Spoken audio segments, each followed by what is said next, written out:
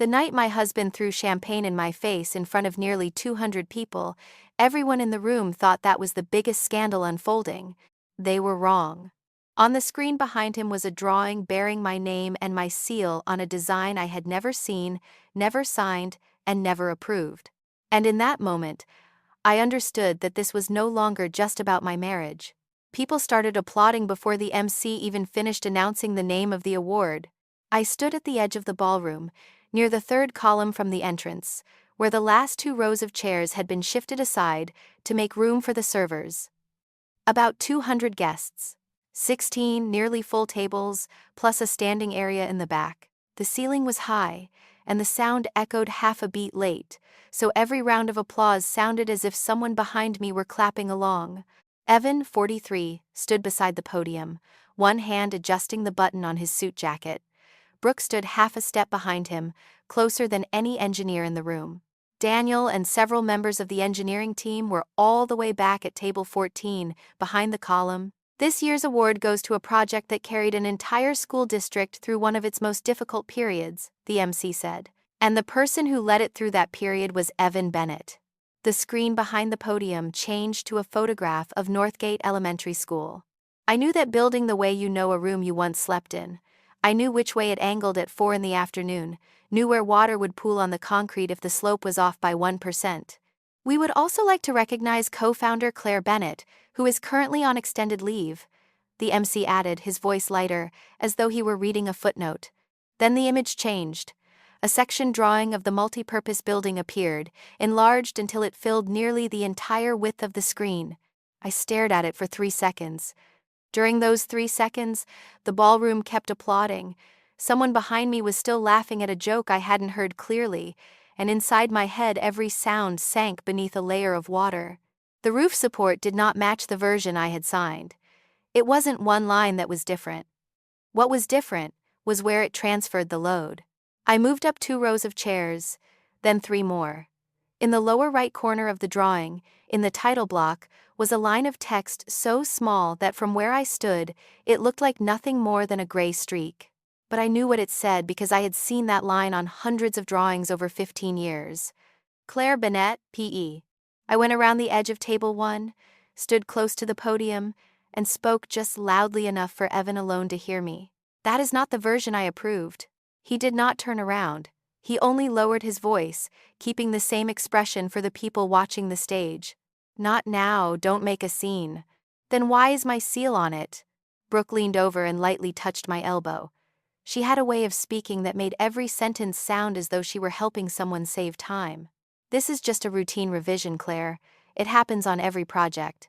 If my name is on it, it isn't routine. The MC was still talking. Someone at table 3 started pointing a phone toward us. Evan turned around. For the first time that night, he looked directly at me. You've been off this project for 18 months. I want to see the documents submitted to the city. Every revision, with the approval dates. Here, right now? Right now. There was a brief silence, the kind that comes when someone is deciding whether to keep speaking quietly or whether there is no longer any reason to, and I watched him make his choice. You've been out of the profession too long to understand what's going on, he said, no longer lowering his voice. I understand enough to know I didn't sign that. The champagne glass in his hand jerked upward. The champagne struck my chin, ran down my neck, then down the front of my dress. Cold, then sticky. A bubble settled on the back of my hand and burst very slowly. The ballroom went silent. Not gradually, instantly, as if someone had pulled the plug. You're just a name on paper, Evan said. I'm the one who built this company. I did not wipe my face. I let my arms hang at my sides, felt the fabric of my dress begin to stick to my skin, and heard the glass being set down on the wooden podium, a little too hard and slightly off-center. Somewhere to the left, a chair was pulled out and then stopped halfway. No one stood up. I stayed still long enough to hear the projector fan running behind me and to realize the drawing was still on the screen, still enlarged, still bearing my name in the lower right corner. The person running the projector did not change the slide. The drawing remained exactly where it was. A woman in a gray suit stepped away from table 2 and walked toward us. I had met her once, 3 years earlier, during a document review in the basement of the city building. Linda Park, 51, a senior official in Denver's Building Review and Inspection Division. "Miss Bennett," she said to me, "I just heard you say that you did not approve that revision. I need you to confirm that for me one more time." I have never seen it before. She asked nothing else. She went back to her table, picked up the project packet that had been handed out to guests, the kind of stiff-covered packet containing a few printed pages from the submitted documents, and flipped it open exactly twice. She did not read all of it. She did not need to. She simply put one finger on a line, read it again, then looked up at Evan. Brooke started saying something about the ceremony already running over time. Linda Park closed the packet. "From this point on, no one continues this portion until we know who is actually responsible." Before I tell you how all of this began, leave a comment below and tell me where you're watching this story from. And if you have ever had someone you trusted make decisions for you and treat your silence as consent, keep listening. Because that night I thought I had just lost both my marriage and my place in the company. What I didn't know was that what Evan had just done would force me to remember who I really was. In summer in Denver, public schools closed to students and opened to people like my father. He walked ahead and I followed, down long hallways washed in white light because every fixture had been turned on full for the crews working inside. The smell of fresh paint, floor wax, dust from ceiling tiles that had just been removed. My father never walked straight through without stopping. At every handrail he stopped, gripped it, and shook it twice. "Do you hear anything?" he asked. "Nothing." "Exactly, nothing is what you want." Thomas Reed, now 68 and retired, had worked as a facilities supervisor for the school district for nearly 30 years. He was not an engineer.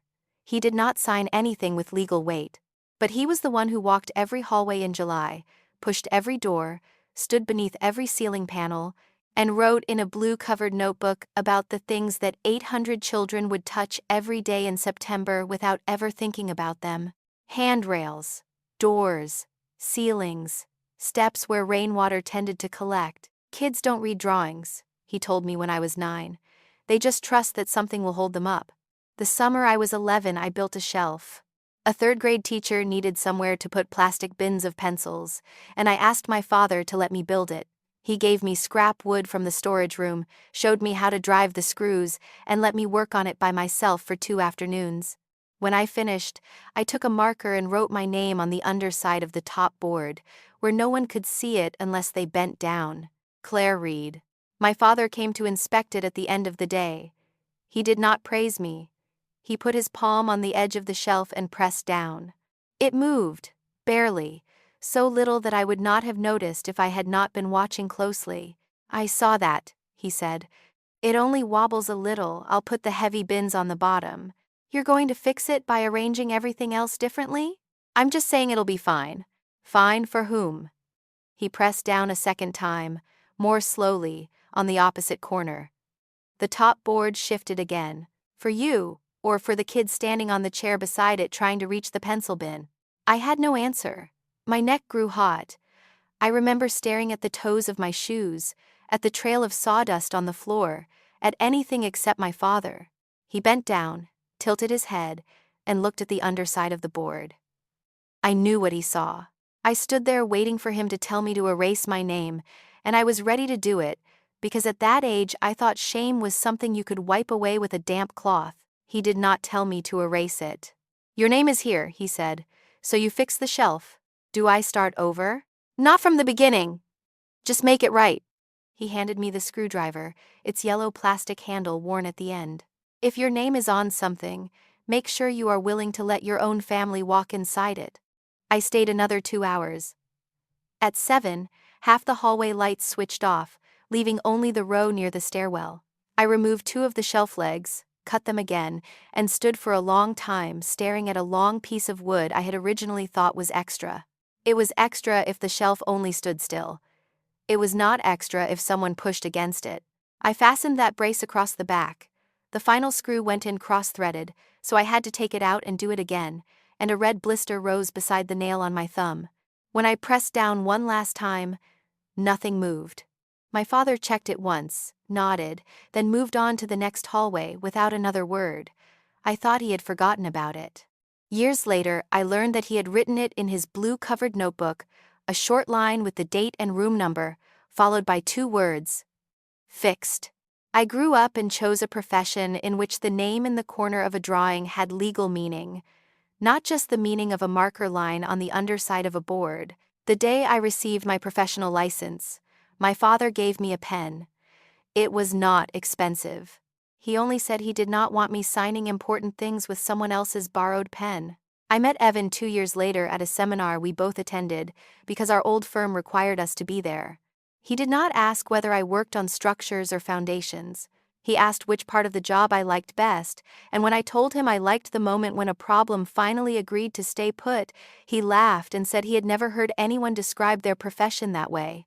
We were different in the most obvious way. I was a licensed structural engineer and the one responsible for the technical work. Evan was not an engineer. He understood clients and people. 2 years later, we opened Bennett Structure Group. Our first office was on the 2nd floor of a building on Larimer Street, 2 rooms, a heater that rattled in winter, and windows overlooking a parking lot. I handled the technical work. Evan found clients. In our 2nd year, we nearly ran out of money.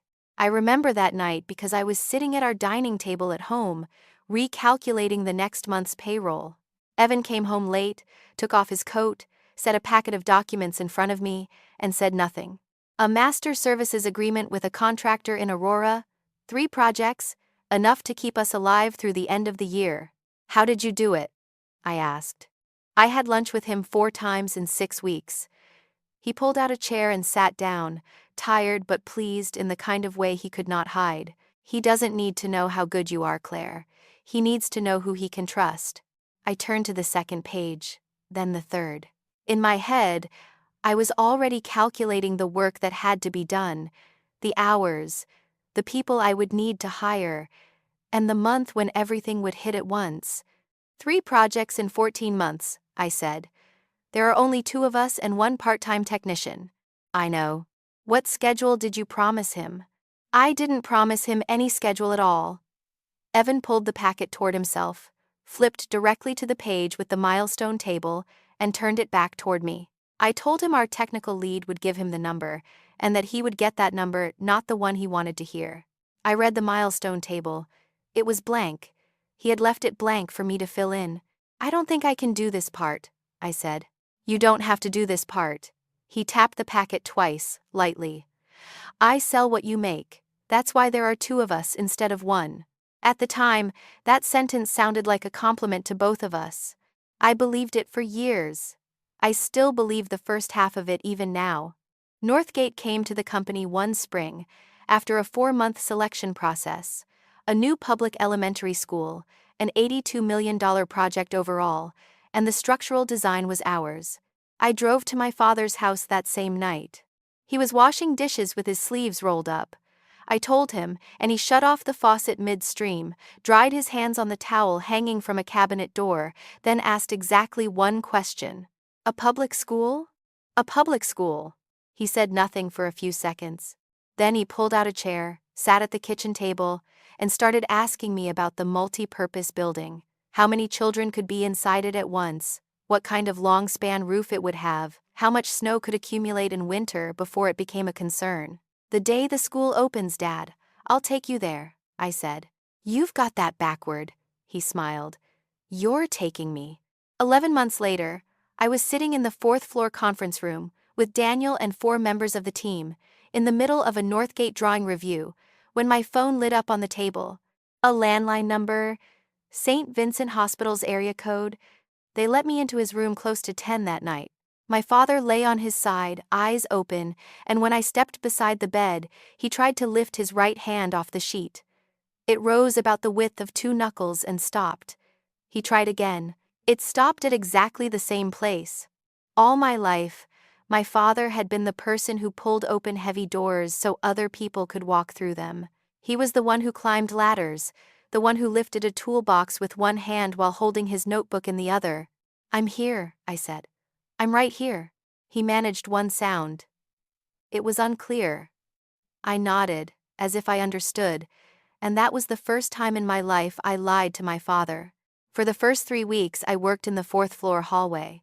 There was a bench by the window, near the vending machine, where the cell signal was strongest. I balanced my laptop on my knees. I met with the engineering team while listening to carts roll past behind me. I muted myself every time an announcement came over the speakers, then unmuted, then apologized for missing the question. I learned the schedule of the entire floor. Occupational therapy at 9. Doctors made rounds around 11, though some days it was 12:30. Nursing shift change was at 7 in the evening, and for those 40 minutes, it was best not to ask anyone anything. I started measuring time the way I had always measured loads. What could be sustained continuously? What could only be sustained in bursts? And what would fail from being repeated too many times rather than from one hard blow?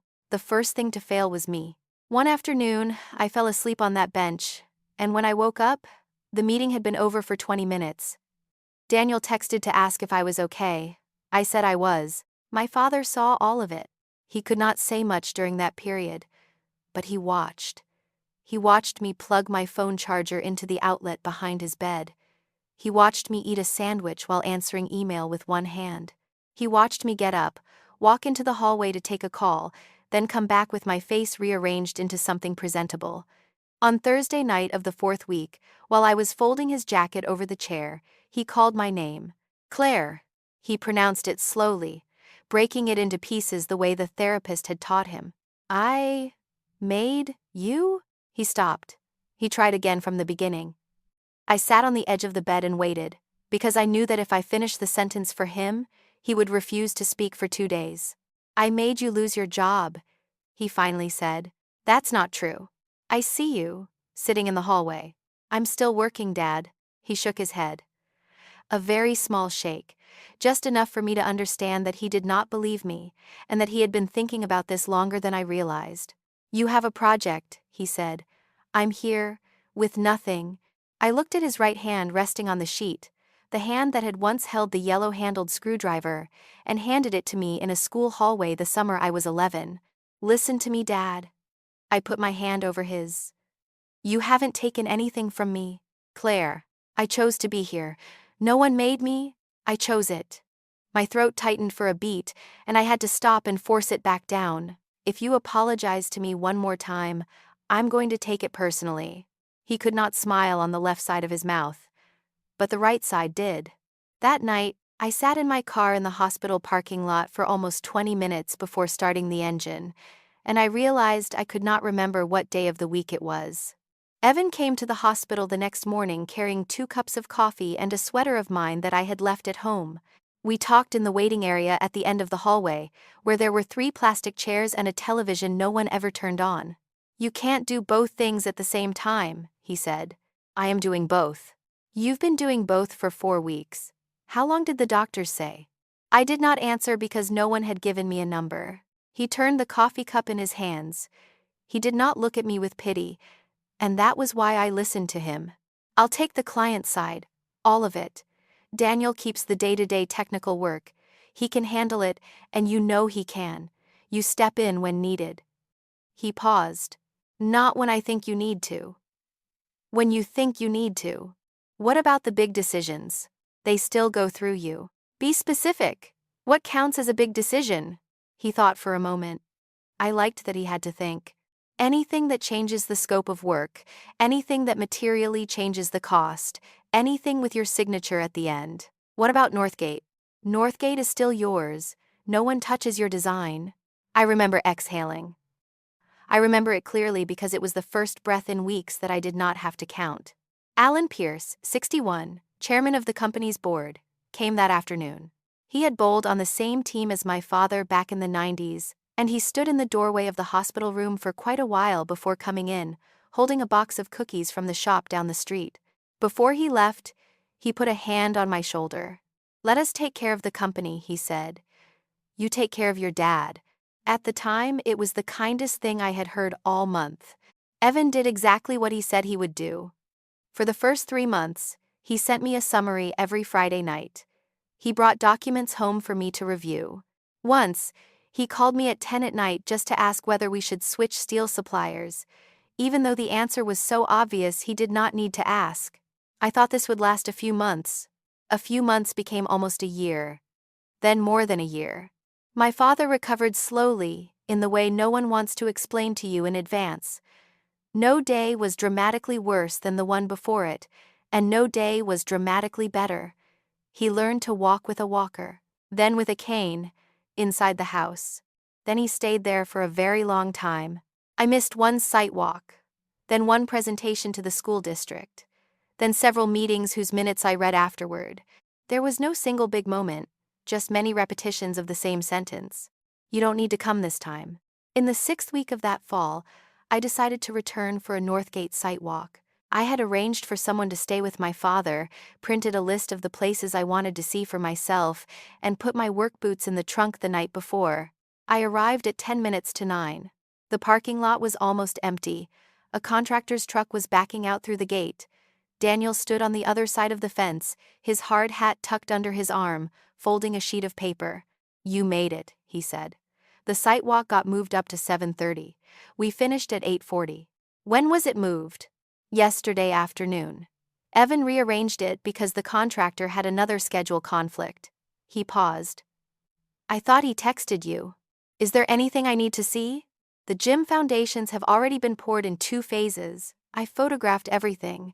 Daniel held out the sheet of paper he had been folding, then pulled it halfway back, as if he had just realized it was only his own handwritten notes. I'll send you the photos tonight. I told him there was no rush. I stood in that parking lot for about a minute, still holding my keys, my work boots still in the trunk.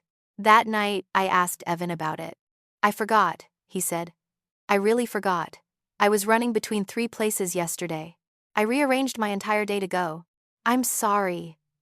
He sat across from me at the kitchen table and pushed his phone away. You already have enough going on. Don't feel guilty because the company is running without you there. I had been about to say something else. I do not remember what. What I remember is the feeling that came afterward, when I had washed 2 cups and turned off the kitchen light. Relief. Real relief. The company was still running, my father still needed me, no one was blaming me for anything. It took me many more months to understand that relief and being replaced can feel exactly the same for a very long time, and that you only learn to tell them apart when it is already too late to ask. The calls from the office became less frequent. The Friday night summary became every other week, then only when something came up. One night in February, after putting my father to bed, I sat down with my laptop to find the phone number of an old supplier. I opened the company website because it was the quickest place to get the internal directory. The team page loaded. My photo was still in the first row, to the left of Evan's.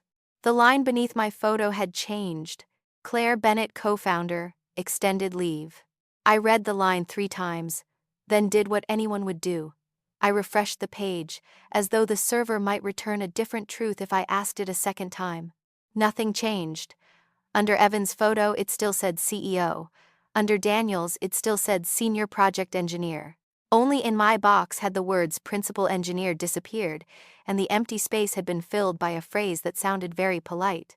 I sat in my father's kitchen with the light over the sink still on, and realized I was trying to calculate how long that line had been there. A week? 3 months? I had no way of knowing.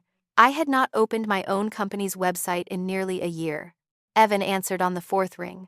My title on the website, I said. Yeah. I could hear music and people behind him. Marketing cleaned up the whole team page last fall. Who approved it? I did. He did not dodge the question, and that made me pause. Claire, clients kept calling your desk. Then they couldn't reach you, and they thought the company wasn't responding. I didn't want you having to answer calls while you were at the hospital. It was a good reason, that was the problem. It was just good enough that at 11 at night I had nothing to argue with. 3 weeks later, I met Brooke Lawson, 35, at the office one morning when I stopped by to sign some HR paperwork. She stood before I could introduce myself. Firm handshake, my name exactly right, and within the first 40 seconds she asked about my father with just enough concern to avoid sounding intrusive. Director of Business Development and Community Relations, she said. The title is too long, I know. I would like to say that I disliked her immediately, but that would be rewriting the past to make it neater. The truth was, Brooke was good. People at the school district remembered her name. She knew which city council members cared about which issues, which community meetings needed refreshments, and which did not. In 6 months, she accomplished something we had struggled with for 4 years. I had no reason to hate her. I acknowledged that then, and I acknowledge it now. The article appeared in April in an industry magazine, a 2-page spread with a rendering of Northgate. In the article, Evan was described as the person who had led the project. My name did not appear. "That's marketing language," he said that night. "Nobody reads those articles and then goes looking up who drew what." "I drew that." "I know you drew that." He said it quickly and sincerely, looking at me as he said it. "Do you want me to call them and have them corrected?" "I will." I told him not to, because asking for a correction to an article sounded like something an offended person would do, and I did not want to be that person. In May, the company held a photo shoot for a new qualifications package. I went because Evan said the engineering team would be photographed with the Northgate model, and I wanted to stand beside the people who had done the work. I wore a navy blazer, the closest thing I had to a uniform. In the lobby, the Northgate model sat on a pedestal, draped in gray fabric. The photographer was checking the light. Evan stood beside the model. Brooke stood on the other side. No one else was there. "Where's Daniel?" I asked. "The engineering team is shooting this afternoon," Brooke said, still looking at the camera screen. "This morning is leadership." The assistant handed me a schedule. I read it from top to bottom. Leadership photos, project photos, engineering team photos. And on the 4th line, founding family, Claire and Evan. "What is this?" "A company story photo," Brooke said. "The 2 founders, the early days. Clients like that part." "I'm not in the leadership photos?" There was a silence exactly as long as it takes people to decide how much of the truth to say. "You're on extended leave, Claire. We don't want clients to see your photo and then call looking for you." "Which clients?" "Anyone who opens this package in the next 2 years." She said it as casually as if she were reading the weather. A qualifications package isn't a historical record, it's what we hand to someone who is about to sign a contract. I looked at Evan. He was fastening his cuff again. "It's just a photo shoot," he said. "I am not the family piece placed beside the project." I heard my own voice, and it was calmer than I expected. "I worked on that project. No one is saying otherwise." Brooke walked around the model, came closer, and lowered her voice in the way that made people feel as though she were helping them. "What we put out publicly has to be simple. People don't read captions. They look at one picture and remember one thing." "And what is that one thing?" She did not answer. The photographer called Evan into the frame. "I stayed for the founding family photo. I still think about that. About the fact that I stayed.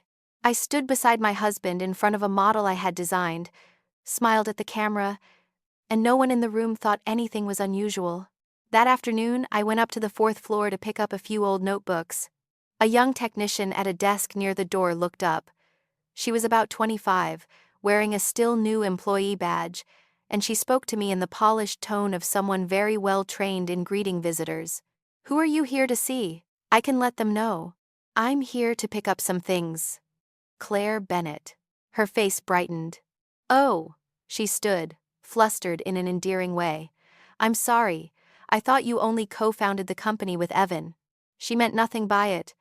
I knew that immediately, and I was careful not to let her see anything on my face. I thanked her, asked her name, and said it was nice to meet her. Then I went inside. My old desk was in the east corner, where the morning light came in.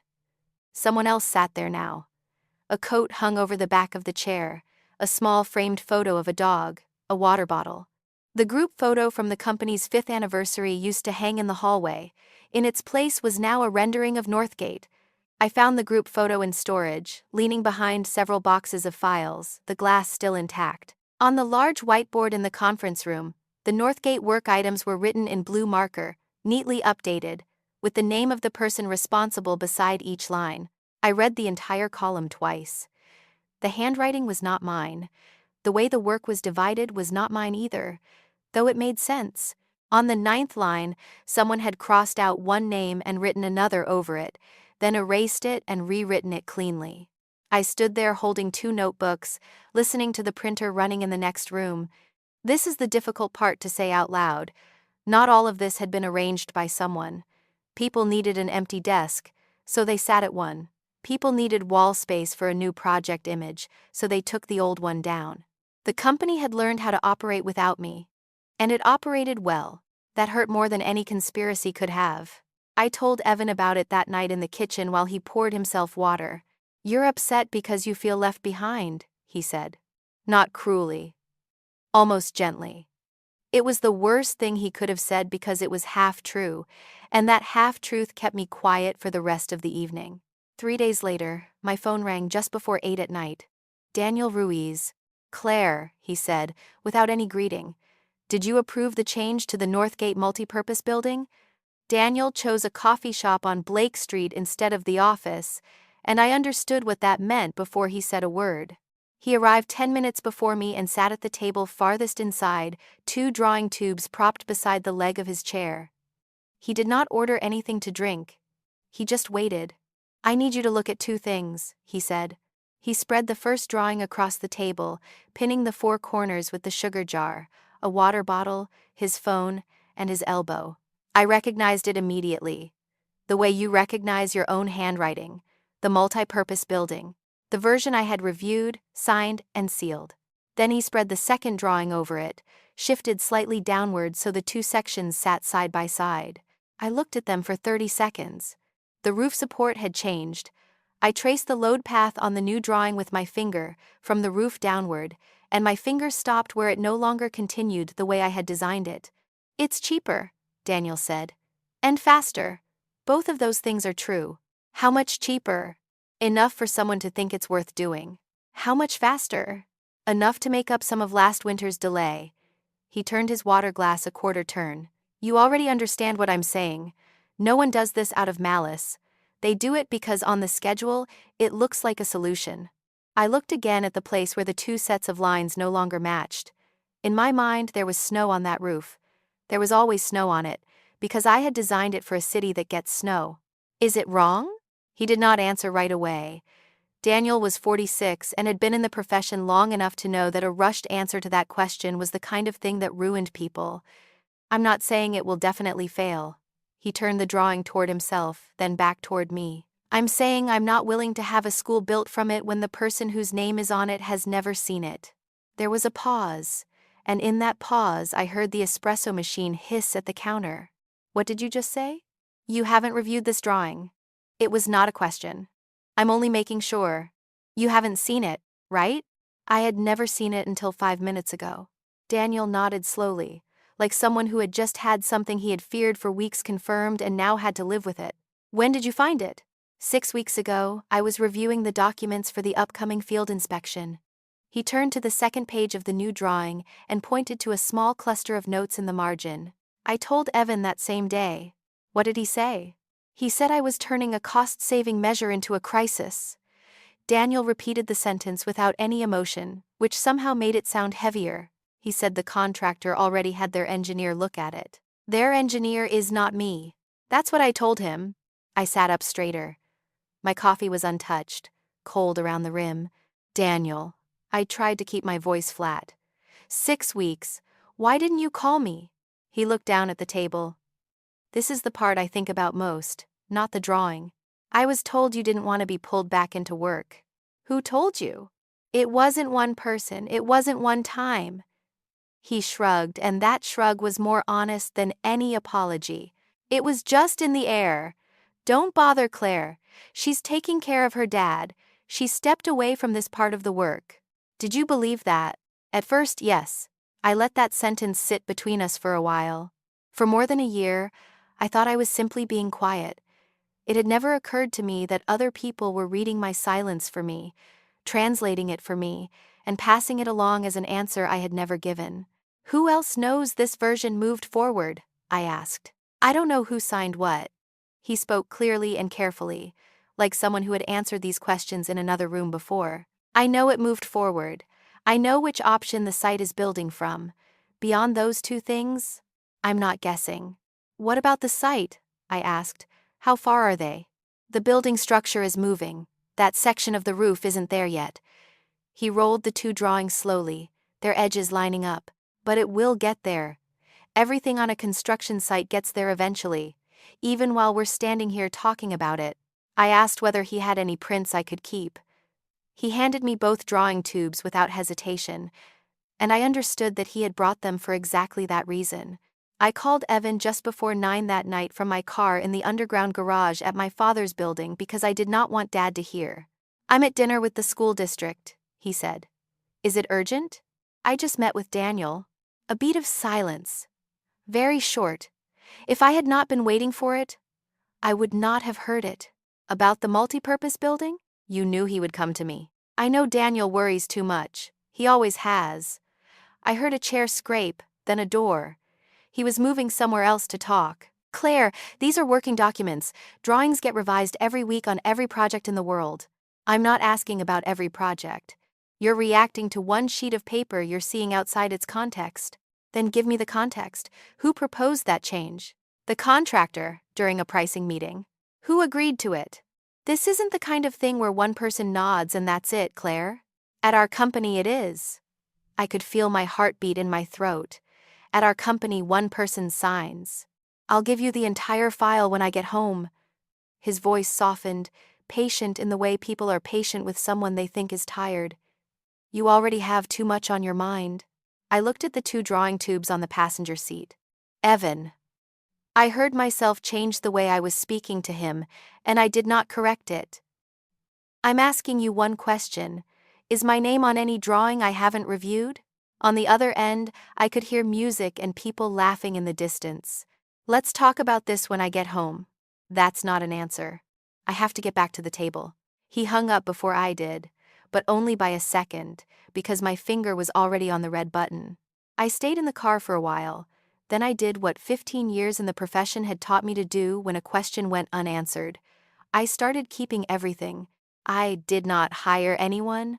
I did not go looking for anyone's passwords. I simply opened a folder on my own computer, named it Northgate GYM, and began putting into it what I had every right to have. The 2 drawings Daniel gave me, screenshots of the company website, old emails that I myself had either received or sent. 3 days later, the envelope for the industry awards ceremony arrived in my mailbox. I opened it in the doorway. The program was printed on thick paper, folded in half, with a photo of Northgate on the cover. Public Project of the Year. Recipient: Evan Bennett, CEO, Bennett Structure Group. I turned to the inside page. My name appeared there exactly once, in a 3-line paragraph about the company's history. The tablet had been sitting in our kitchen since the company's 3rd year. It leaned against the utensil crock beside the coffee maker, and it existed for 2 very ordinary reasons: recipes and the calendar. After my father got sick, it gained a 3rd purpose. I put his therapy schedule on it, his follow-up appointments, the clinic phone number. Tuesday morning, I turned it on to check the time of my father's occupational therapy appointment. A notification slid down from the top edge of the screen. I did not open it. I simply read the 2 lines that were already visible, exactly as the device had been configured to show them years earlier, back when syncing messages across devices in the house was a convenience rather than a problem. I stood in the kitchen, still holding the coffee canister. Then I tapped the notification. Maybe I should say that I hesitated, that I weighed privacy, marriage, dignity. The truth is that I tapped it within about a second, and during that second I weighed nothing at all. The message thread was shorter than I expected. I did not need to read all of it. There are some things where 3 lines are enough to tell you the shape of everything behind them. There was a sentence about a hotel in Boulder. There was a reference to Thursday night, like always. There was a line Evan had written at 11:20 at night, 2 weeks earlier, that I will not repeat here because it was not the worst line. The worst line came about 10 messages later. "Brooke, once Northgate is finished, what reason do you have to keep her at the company?" Evan: "Not much." I read those 2 lines 3 times. In another part of the thread, Brooke asked whether she would be considered for the COO position after Northgate. The strange thing was that the affair did not make me sit down. I was still standing.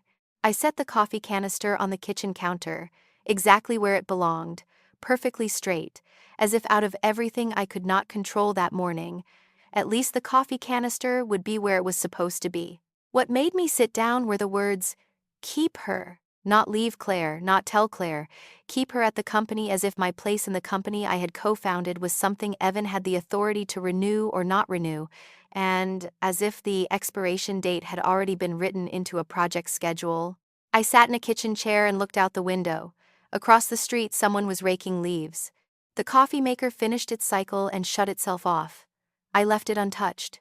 There was one thing I had not expected, and I do not think anyone could have expected it. At the same time the pain hit, my mind started working. It began making a list automatically. Who knew about this? Who told Daniel I did not want to be bothered?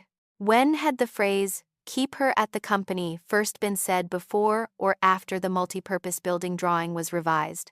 I hated that part of myself that morning. Later, I was grateful for it. By noon, I had already composed in my head what I would say to him that night. I had arranged the entire sequence. I would wait for him to come home, let him take off his coat, tell him I knew, and watch to see whether he chose to lie or admit it. At 3 in the afternoon, I abandoned the entire plan. Not because I was afraid, because I realized that if I confronted him that night, then from that point on every question I asked about Northgate would become the question of a betrayed wife. No one on the board, no one at the school district, no one in that office would hear me as an engineer anymore. I had watched that happen to a former colleague years earlier. She raised a real, correct, well-supported technical issue 3 weeks after filing for divorce. No one disproved her numbers. People simply stopped mentioning them. There was one question I needed answered first, and it had nothing to do with the hotel in Boulder. Had my seal been used, or had it not? I scrolled backward through the messages. I was not looking for more evidence of the affair. I was looking for dates. I wanted to know whether this had started before or after the fall, when calls from the office became less frequent. And my finger kept scrolling up, through months of messages, until I went too far and landed in a completely different part of the thread.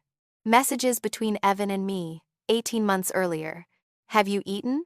I handled the meeting. I'll pick up a portable charger for you on the way home. How's Dad? Don't worry about the company. I've got everything. I remember exactly where I was the first time I read that last sentence. The 4th floor bench, beside the vending machine. I remember pressing the phone against my chest for a few seconds before answering, because it was the only sentence that day that asked nothing of me. I've got everything. The same sentence, the same words. 18 months later, it read like an inventory statement. I kept reading through the following weeks. He still texted. He still asked questions. But somewhere around the 5th month, the rhythm changed. The questions about my father remained, while the questions about the company began shifting from, "What do you think?" to, "I already handled it." There was no single day that was the first day. That was exactly how it had been able to happen. I sat for a long time with the tablet in my hands, and what I felt was not anger. It was colder than that. It was like standing in a room you had lived in for years, and realizing the floor sloped 1 degree to the west, not enough to make anyone trip, but enough that every round object had been rolling toward one corner all along. Evan came home just before 7. He asked how my father had been that day. He opened the refrigerator, stared inside for 10 seconds, then closed it, exactly as he had done for 13 years. He told me a funny story about the contractor. I listened, nodded, and answered just enough that he did not see anything unusual. I am not proud of that night, but I am not ashamed of it either. Sometimes you have to decide which argument you want to win, and I decided the argument I needed to win was not going to happen in that kitchen. That night he fell asleep first, as always, lying on his side with his back to me. I lay staring at the ceiling and thought about something very small. He still kept his phone face down on the nightstand. He had done that before Brooke. He did it because the light made it hard for him to sleep. That was what I understood that night. My marriage had changed long before I had enough courage to call the change by its name, and there was no sign in this house that would tell me so on its own, because everything here still looked exactly the same. The next morning, I opened the awards program again and read the inside carefully. Public Project of the Year. Recipient, Evan Bennett. Beneath that was the list of people who would join him on stage. Brooke Lawson, listed as the project's strategic partner.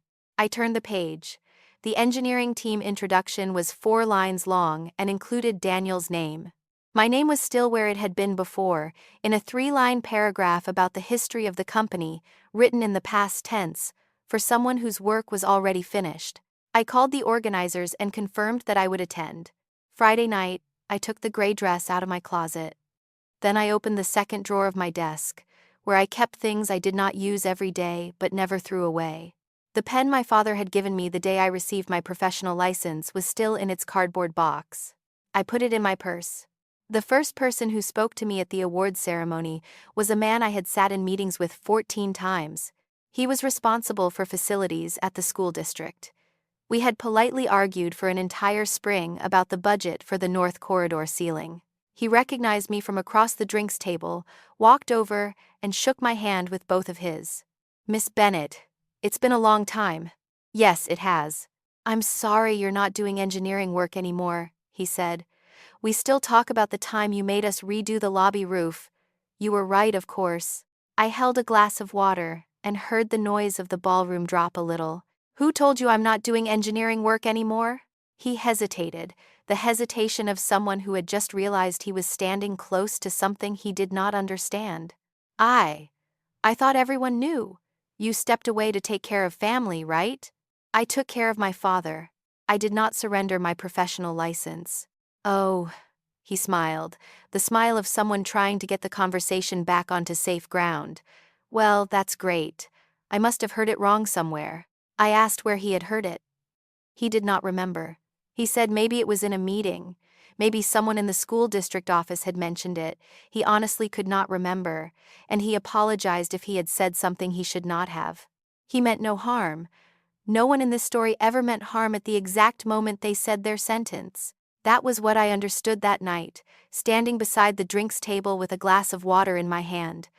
The story about me had already been told, repeated by enough people, and by then it no longer needed Evan to say it. It ran on its own. I found my seat on the chart posted by the door. Table 2. I was seated with a mechanical electrical consulting firm and 2 people from the trade press. Table 1 belonged to my company. Evan sat in the center seat, Brooke on his right. The empty chair on his left was reserved for a representative from the organizers.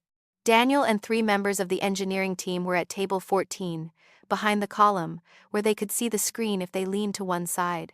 I stood in the aisle between the 2 rows of tables for about 5 seconds, and in those 5 seconds I understood that no one had made a seating mistake. At an award ceremony, the seating chart is always the most accurate drawing of where people think everyone belongs. Daniel saw me and started to stand. I gave the slightest shake of my head. He sat back down. I took my seat at table 2 and greeted the people sitting with me. The first part of the ceremony went the way every ceremony does. Food, speeches, a short film about Colorado's construction industry. Then they played a video introducing Bennett Structure Group.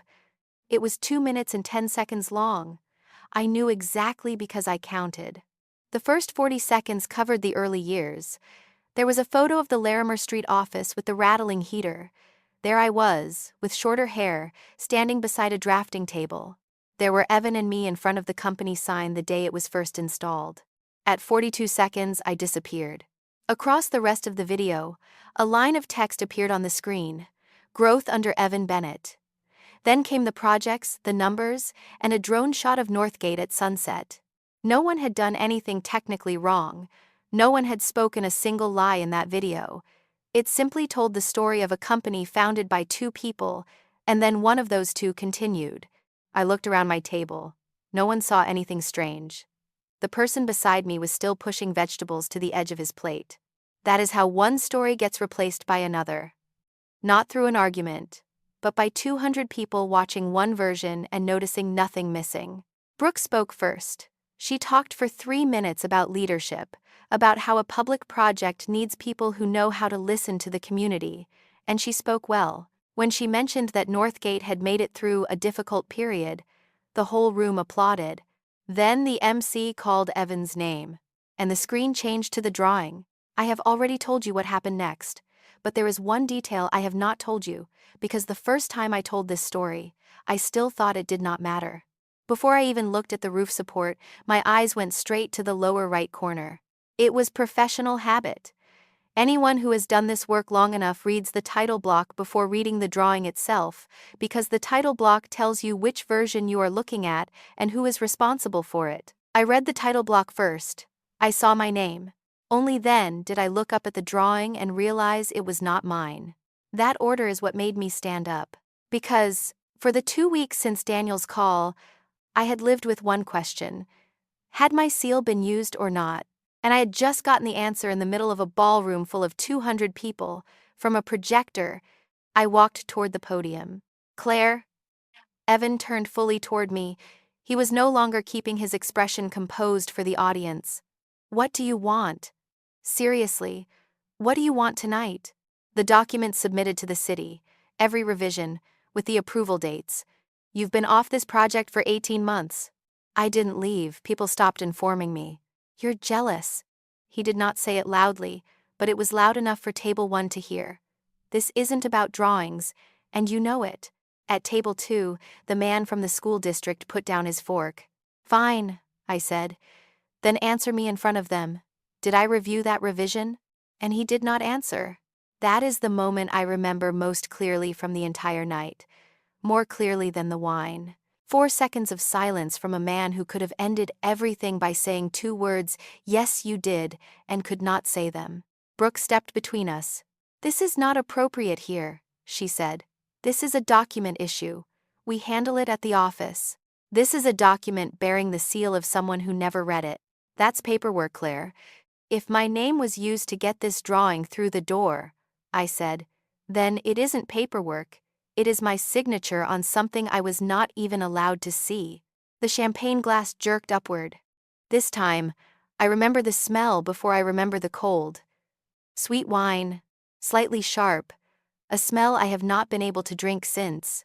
I remember my left hand still gripping the small purse, and inside it was the pen my father had given me, and I squeezed so hard the clasp pressed a mark into my palm. What I felt was not humiliation. I had spent 2 weeks preparing myself for humiliation. What I felt was a very strange kind of relief, almost absurd. From that second on, there was no image of the marriage left for me to protect. He had shattered it himself in front of 200 people, and he had done that part for me. The woman in the gray suit had stood up from Table 2.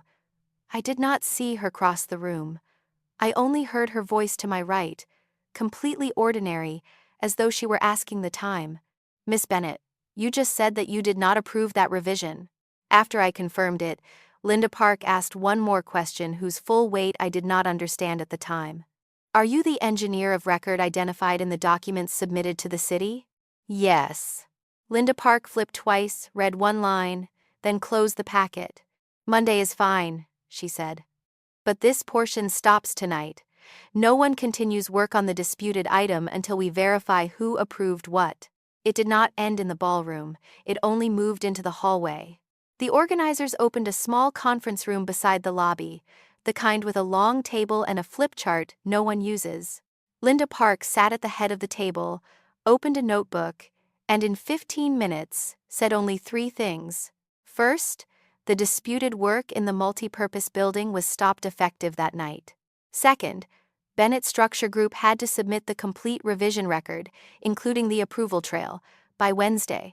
Third, until the city determined who had approved what, no individual at the company could make a unilateral decision on that scope of work. She did not use a single dramatic word. She spoke like someone reading procedure because that was exactly what she was doing. When she left, Evan stood before I did. You just delayed a school, he said. Just to prove you still matter. There are sentences you know are completely untrue and still feel them land in exactly the softest place. Because what was in my head then was not Evan. It was 800 children who were supposed to enter that building, an opening date already printed on school district flyers, and families that had arranged an entire school year around that date. I didn't stop it, I said. The city stopped it. The city stopped it because you stood in the middle of a ballroom and said your seal had been misused. My seal was misused. You don't know that. Then show me the file. I put my purse on the table. Right now. Here. Open your laptop and show me the approval page. He did not open his laptop. Brooke stood beside the door with her arms folded across her chest. Claire, I'm going to be direct, she said. Everyone in this room knows what's going on between you and Evan. You're bringing a private issue into an $82 million project. She said it with the face of someone who believed she was defending the right thing, and I believe she truly thought she was. Tell me what private issue you mean, I said. She did not answer. Daniel was the one who broke the silence. He had been standing in the corner of the room the entire time, and without his hard hat there, his hands seemed to have nowhere to go. I told Evan about that change 6 weeks ago, he said. The whole room turned.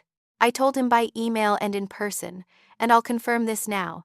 Claire was not present in any meeting related to the decision to make that change.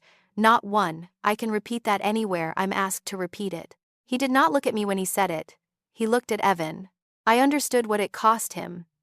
Daniel was 46, with a child about to start college, and he had just said that in front of the man who signed his paycheck. Evan did not challenge him. He only said we would review the entire email chain on Monday, in the tone of someone noting an item that needed to be handled. The company board met Monday afternoon. I sat at one end of the table. Alan Pierce chaired the meeting. Evan sat across from me. And for 2 hours he did not use my name once. He called me the co-founder 3 times, and each time everyone in the room could hear the empty space where a name should have been. He presented well. I have to give him that. He did not deny that the design had changed. He placed the change inside a larger story. Winter schedule delays, budget pressure, a contractor proposal, and a decision made under the real conditions of a real construction site. No one here deliberately did anything wrong, he said. We're talking about an $82 million project with thousands of decisions. We're talking about one decision, I said. The one with my name on it. The outcome fit into 3 lines of meeting minutes.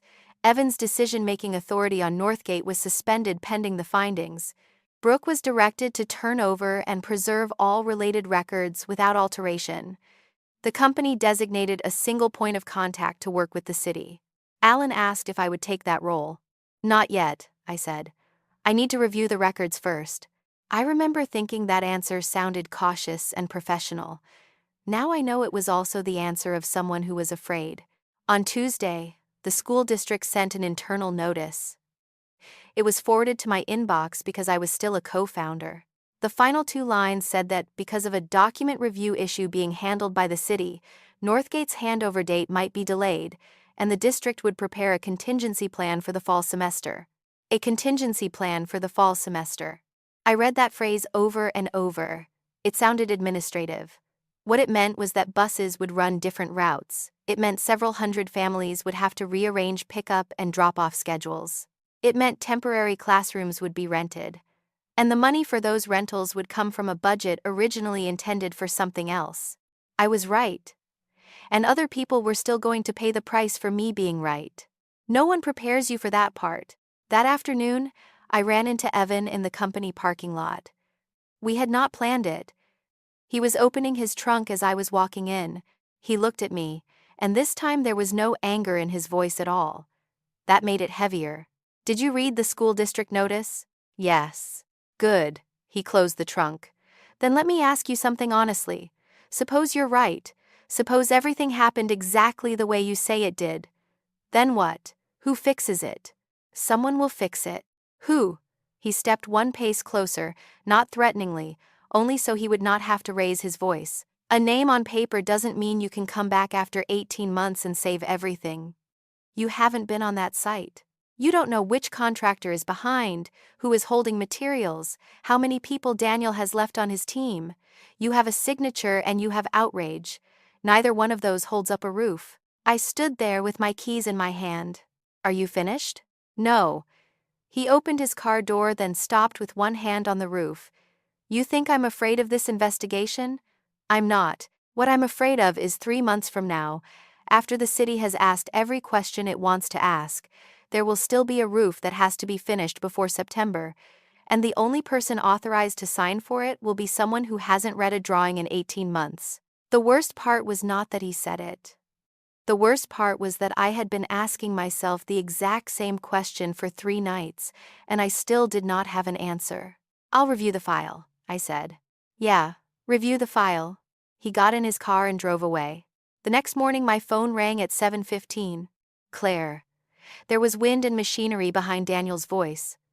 I'm at the site, you need to come here. What happened? Part of it had already been built according to the revision before the stop order that night.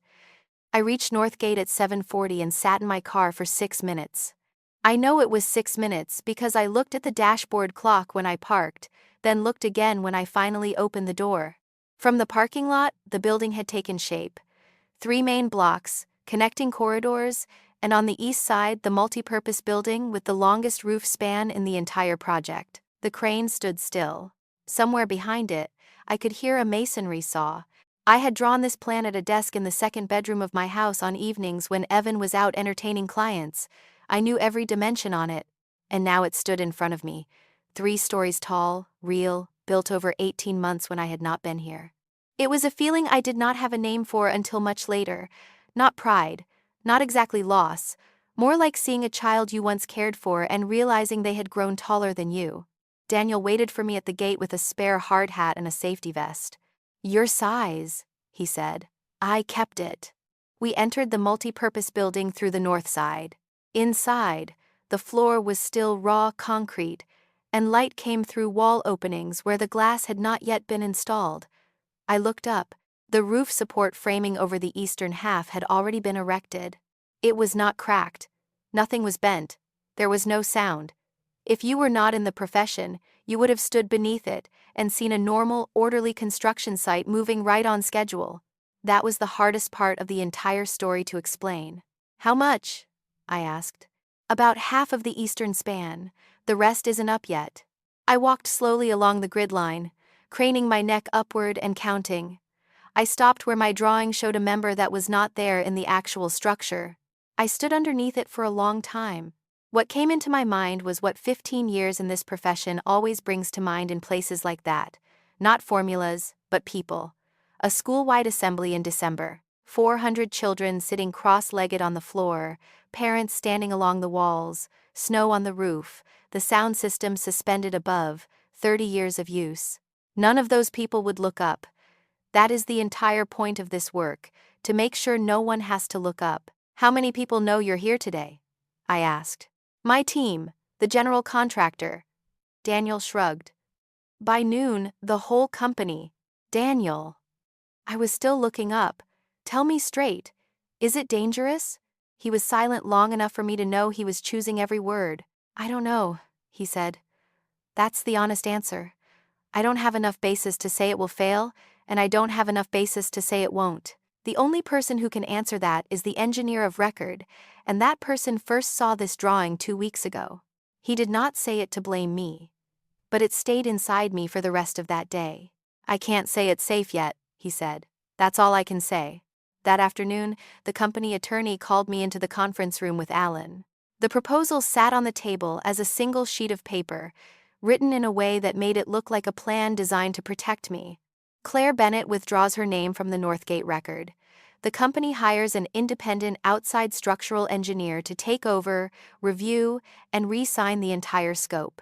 All responsibility related to the use of the seal over the previous 18 months is moved into a separate investigation.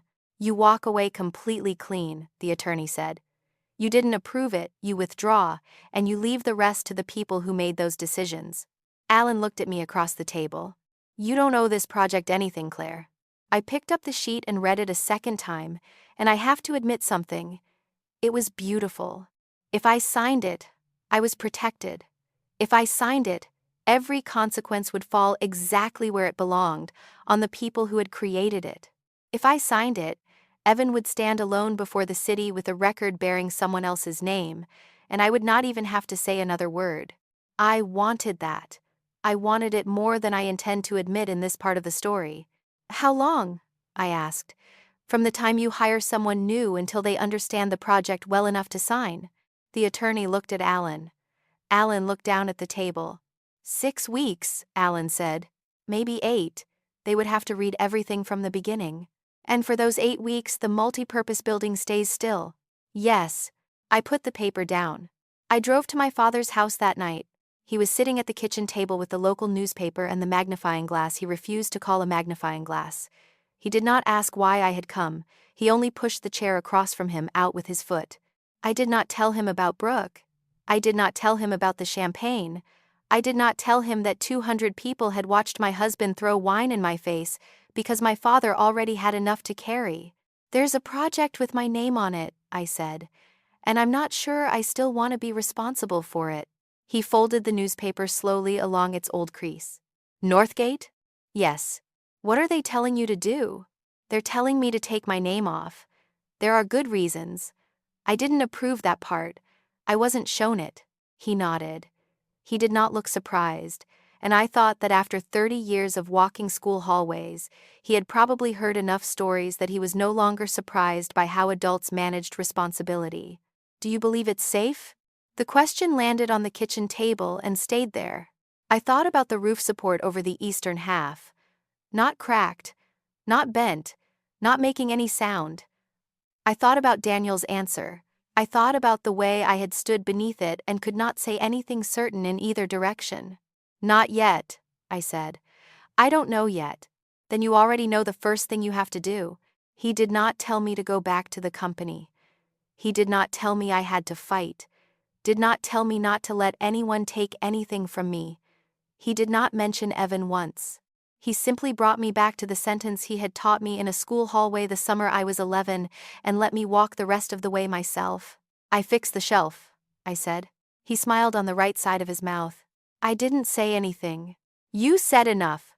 I turned the cup on the table. If I do this, the project will be delayed.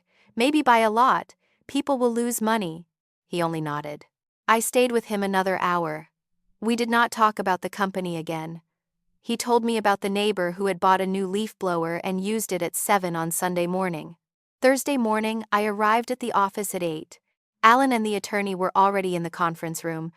The one-page proposal still sat in the middle of the table, exactly where it had been the day before. I'm not taking my name off, I said. The attorney began explaining the risks. I let him finish. I understand the risks, I said. Here is what I'm going to do. My name stays on the record. I take over the multi-purpose building scope.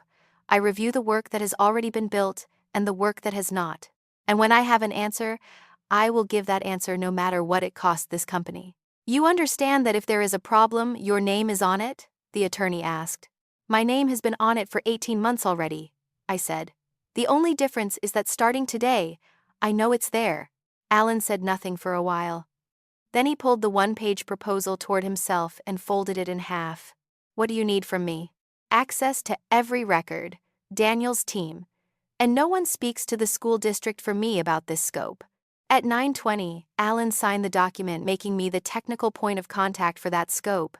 I walked down the 4th-floor hallway looking for an empty room to work in, then turned into the storage room at the end of the hall to get a folding table. The 5-year group photo was still there, propped behind several boxes of files. Beside it, face down against the wall, was the small brass plaque that had once been mounted on my office door. Claire Bennett, P.E., Principal Engineer. They cleared out a small room for me at the end of the 4th-floor hall, a room still called Conference Room B, even though no one had held a meeting there in years.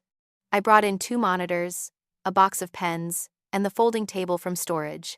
I plugged in the computer, signed in, and while I waited for the files to download, my right hand automatically reached to the right side of the monitor, where I had kept my coffee cup for 8 years. There was nothing there.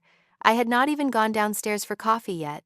I looked at my hand hovering over the empty tabletop for about 2 seconds, then pulled it back. The Northgate file set finished downloading at 9:50. 412 files. I opened the first one, and I read slowly. That was what I had not expected. It was not that I did not understand, I understood everything on the screen, but the old speed was gone. I used to move through a drawing set the way you read the face of someone you know. That morning, I had to go back to the top of the page twice because by the time I reached the last line, the first one had slipped away. At 11, I went into the hallway for water and stood by the window. The thought came quickly, cleanly, without drama. What if he was right? What if 18 months really was too long? What if I was sitting in that room only to prove something to myself, and the price was a school delayed by 3 months? I have thought about that thought many times since. What was frightening about it was not that it was cruel. What was frightening was how much it sounded like humility. It came in the voice of someone who knew her own limits, and if I listened to it, I would walk myself out of the room and call it maturity. I finished the water and went back inside. Early that afternoon, I went to the shared work area to find the large format printer. Two people were standing by it, Daniel and a young engineer, about 30, whom I had never met. The original roof framing was Claire's, Daniel was saying. She really designed Northgate from the beginning?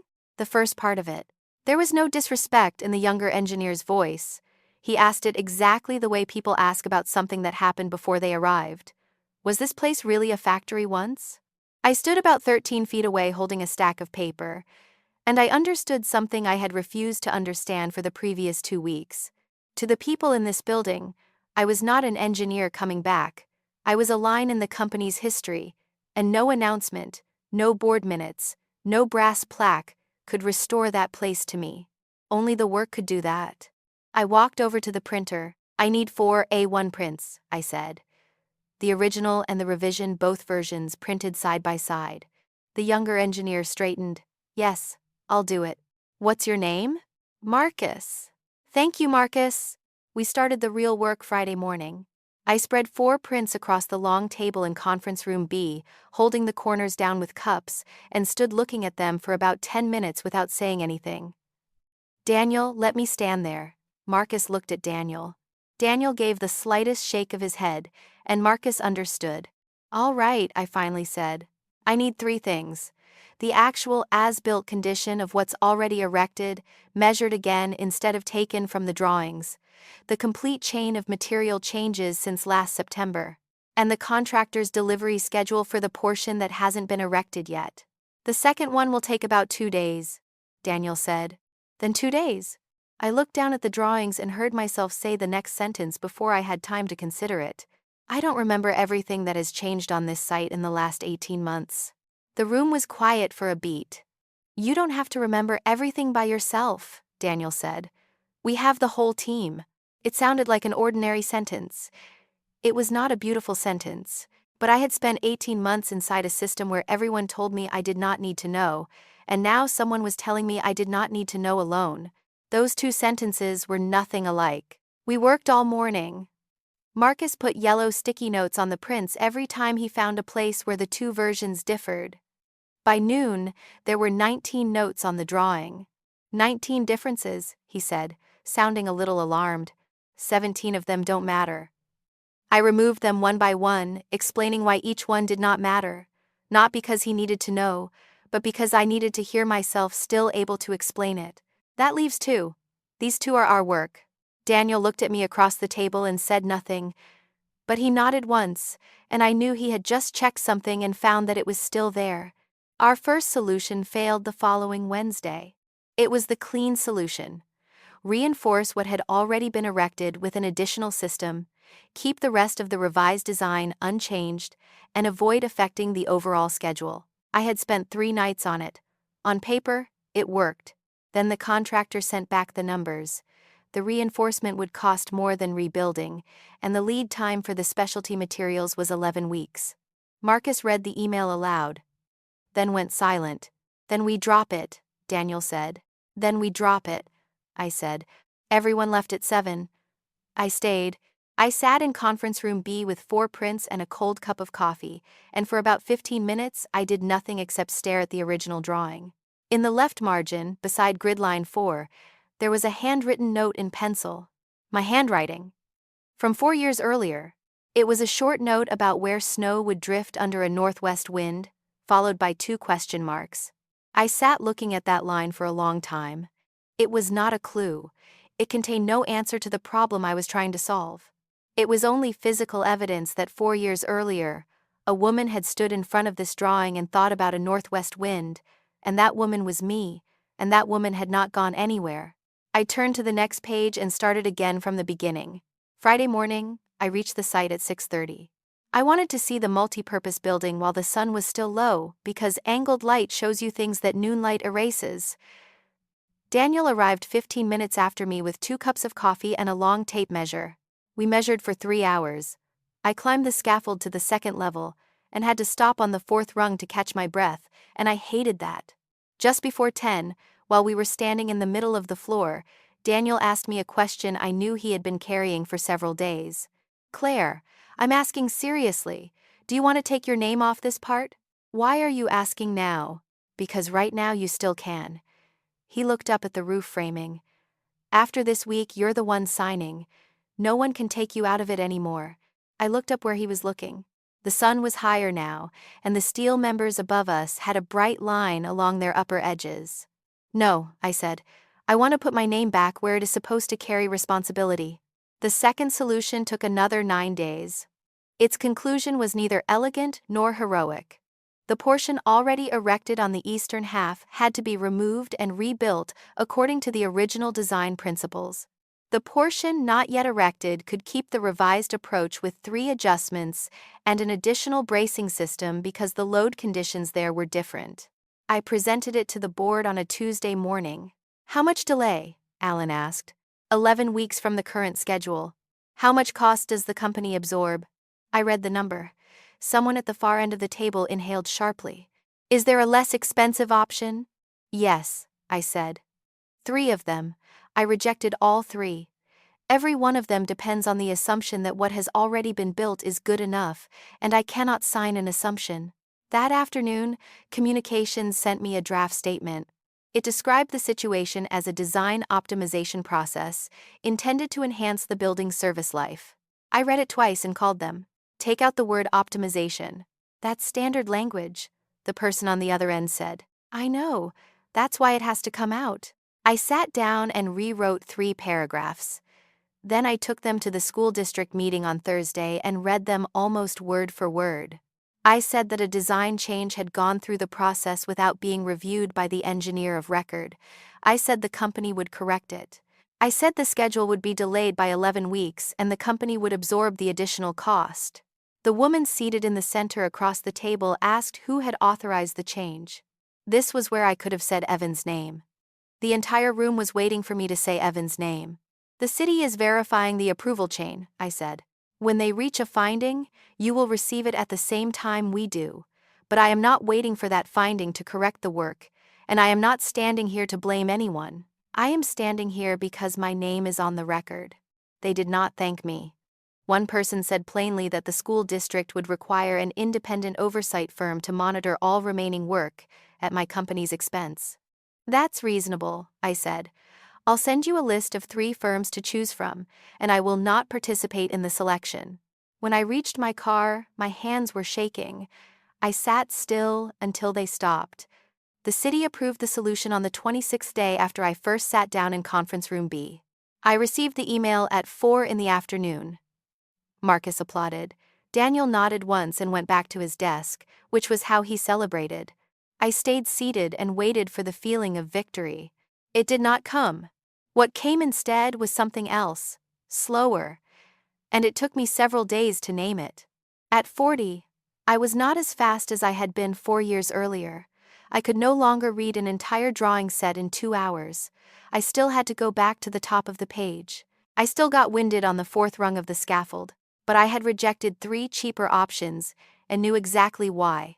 I had listened when Daniel said 11 weeks and had not tried to argue the number down. I had stood in front of a room full of people with the power to penalize me and told them the real number. I did not have to start over. I only had to remember that speed had never been the thing I was good at. The following Monday, the company attorney sent me the portion of the internal records the city had required us to produce. In the middle of the list was an email chain 14 messages long. Subject line: Do not disturb Claire. 14 messages in that chain, and I only needed 2. The first email was from Alan Pierce to Evan and 2 board members. It was dated 3 days after my father was admitted to the hospital. It was brief. He wrote that Claire's father was in serious condition, that she would not be able to handle day-to-day work for a while, and that all operational matters should go through Evan. The last sentence was the one I read over and over. Don't disturb Claire with day-to-day matters. Let Evan handle them. I read it and felt nothing. It was right. It was what I needed then. If someone had handed me that email during my 3rd week at the hospital, I would have thanked him. The second email was sent 11 months later. The wording was almost identical, this time in a thread about who should receive weekly updates on major projects. Someone suggested adding me to the distribution list. Alan replied that we had agreed not to disturb Claire with day-to-day matters and that Evan would forward anything she needed to know. 11 months. By then, my father could walk around the house by himself with a cane. I had taken him to 4 therapy sessions a week, read an entire book about rehabilitation, learned how to cook low-sodium meals. I had time. No one asked whether I had time. I sat in conference room B with the 2 printed emails side by side and realized they described 2 different women. The woman in the first email was real. She slept 3 hours a night and could not remember what day it was. The woman in the second email did not exist. She had been inferred from the first woman, and no one had thought to check whether she was still accurate. That is how a temporary solution becomes a structure. No one formally extends it, no one simply cancels it either. I remembered the day Alan came to the hospital. He had stood in the doorway for a long time before entering, holding a box of cookies from the shop down the street, the kind of tin with a winter scene on the lid. He talked with my father for 15 minutes about their old bowling team, and my father managed half a smile, and I had been grateful to Alan for that for a year and a half. Before he left, he put a hand on my shoulder and told me to let them take care of the company. I had stored that sentence where people store kind things. I called him Wednesday morning and asked if he had time to meet. We met in his 5th-floor office, with windows facing the mountains. The photograph of the 1,997 bowling team was still on his desk. I put the 2 printouts on the table. He read the first email and nodded. He read the second, and I watched the moment he noticed the date. He put the paper down and said nothing for a long time. "I remember the first one," he said. "I don't remember the second." "I know. Claire, He stopped. "You were at the hospital. You were losing weight. I saw you falling asleep in a chair in the hallway. I thought I was taking something off your back." "In the 3rd week you were." "Yes." "What about the 11th month?" He did not answer. "Did you ever ask me?" I said. "One question. Claire, what do you want to receive and what don't you want to receive? Did you ever ask me that even once?" "No." "Why?" He turned the pen on his desk once, then set it down. "Because Evan is your husband," he said. "I thought if there was something you needed to know, he would tell you. I thought asking you would be asking the same family twice." It was the most honest thing he said that entire morning, and it was also the worst. "Would you do that with another board member?" I asked. "If Ray's wife were sick, would you write to Ray's wife to ask what Ray wanted to know?" "No." "Why was this different?" "Because the 2 of you were the 2 founders of the same company. The way this company had always worked was that the 2 of you talked to each other first, and then you talked to us." "Right." I let that sit for a beat. "But you kept only the second half of that rule. You kept listening to one of us, and you assumed the other half had been informed." "You knew my father," I said. "You bowled with him for 6 years. Did you really think he would want caring for him to become the reason other people made decisions for me?" Alan looked down at the photograph on his desk. "No," he said. I sat quietly for a while and let myself feel what was actually happening in that room. I had spent weeks preparing to discover who the bad person was. I was ready for Evan. I was ready for Brooke. I was not prepared to discover that one of the first bricks had been laid by a kind man who brought cookies to the hospital. "Alan." My voice sounded very calm. "You didn't reduce the pressure on me. You reduced my choices." He did not argue.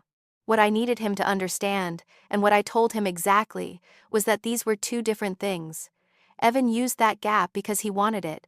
Alan created that gap because he thought it was kind. But neither one of them asked me, and for me the result was identical. For 18 months. How much I was allowed to know about my own company was someone else's decision. "I'll resign from the board," Alan said. "No." He looked up. "I don't want you to resign," I said. "If you resign, you feel better, and nothing in this company changes." "Then what do you want?" "I want one thing put in writing." I pushed the notebook on the desk toward him. "When someone in this company has a personal situation, illness, bereavement, childbirth, anything the company does not get to decide on its own, what that person needs to know. The company has to ask them. In writing." and it has to ask again if the situation continues or changes. Alan looked at the notebook. That's all? You think that's small? I stood up. If someone had done that with me, I would not have lost 18 months. I reached the door before he called me back. Claire, how is your father? I stopped with my hand on the doorknob. He can walk around the house by himself now, I said. He still asks when the school is going to open. That afternoon, I went back to conference room B and opened the rest of the 14-message thread. I had planned to leave it until the next morning.